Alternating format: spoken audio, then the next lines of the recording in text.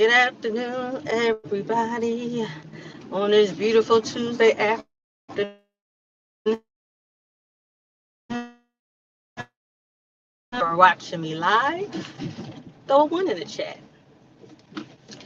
If you are watching the replay, throw a two in the chat.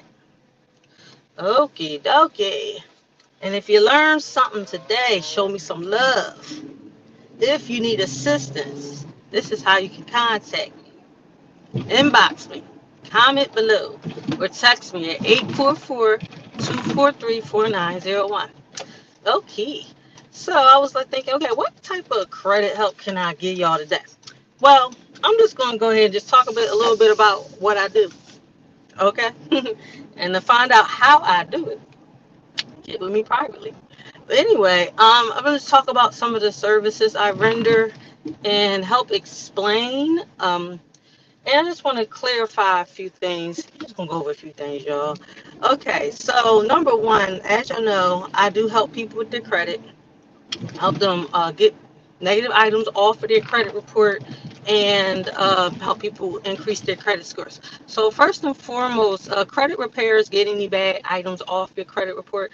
Credit restoration is actually increasing your credit scores mainly through trade lines, and those are actually two separate acts, but they need to happen simultaneously for most people. Some people have enough trade lines where they don't need to incorporate anything new. They just need to get back to good habits, and I'll go over that for a second. So first and foremost, as stated, is credit repair, getting the bad stuff off your credit report.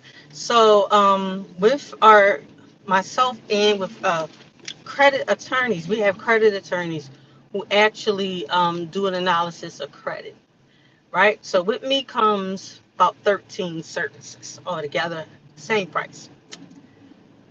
Our credit attorneys, they will do an analysis of your credit, and they write dispute letters for you according to what's hurting you on your credit report. Okay. So the dispute process is just that we do things through disputing using the law of the Fair Credit Reporting Act to get things off your credit report. We're challenging the credit bureaus. It can also go with challenging the actual creditor as well, but that's another level of credit repair. But if we're just talking about challenging with the credit bureaus, these are the things that the credit attorneys do. So our credit attorneys, they don't just write dispute letters. Also, in the event that you're being harassed, because once you are a client of my services, you are now being represented by a credit attorney. So that means if you're getting harassing phone calls and especially from creditors, from collection companies calling you all types of day and everything, calling you back to back, things of that nature, they no longer should be doing that. Why? Because if they are violating your rights.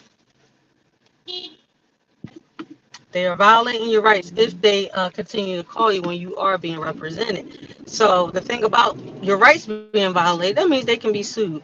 And that is one thing that our credit attorneys can do as well. They can also sue creditors because they're violating your rights. I'll go into some of the consumer laws on another video, guys. So our credit attorneys, you will actually help get your credit repair. They can also represent you in court if need be, or do cease and desist when it comes to creditors, things of that nature. So, the number one reason why people get in trouble with their credit, or a couple of reasons actually. Number one, they don't have enough money, and or they're not managing their money correctly. They're not budgeting correctly. They're not saving, living above their means, things of that nature. These are the type of things that get us in trouble with our credit. And then, of course, we had things happen. We had COVID. A lot of people lost their jobs. So now we have lack of funds, which is also a big component of why people's credit tanks. Okay. So, and I also need y'all to know, just because someone has high income, they make six figures, high income does not necessarily mean high credit, and still have 400 and 500 credit scores. I've seen it being in this business, and talking about professional people as well. So yes, high income does not mean high credit. Why? Because that just means that they're mismanaging their funds. It's the same thing with celebrities going broke with someone that only make $40,000 a year, just mismanaging funds, right? And this is what most people do that makes them get in trouble with their credit. And of course, we have other things like identity theft, and there's mistakes on people's credit reports. That's also very plausible as well. So, with my services, also, there's a tool for budgeting, there's a tool for savings, and there's also a tool to help you get your debt down as well. Got a business partner. She paid off like 80 grand in student loans, using our debt payoff system. So you have a debt pay system to use. Another thing very important included and a durable financial medical power of attorney. And when I speak with people, people don't feel like those pieces of paper are important, but yes, they are. Please understand, when it comes, so some people may have a will. It's cool to have a will, but a will is nothing without a trust. Why? Because wills are contestable. Let's say if you have an old spouse or something, and you have it in a will that your money or property is supposed to go a certain way, but that old spouse says, wait a minute, wait a minute, wait a minute, or the old family said, wait a minute, wait a minute, wait a minute. It's contestable. Wills are contestable. However, that trust is going to protect what's in that will. So will and trust are needed together, right? And people have said to me, well, hey, I don't have anything to protect them. Wait a minute. Do you have minor children? Yes, I do. Do you understand that you need to have it written down legally what needs to happen with your minor children? You don't want the state to decide, right? Okay.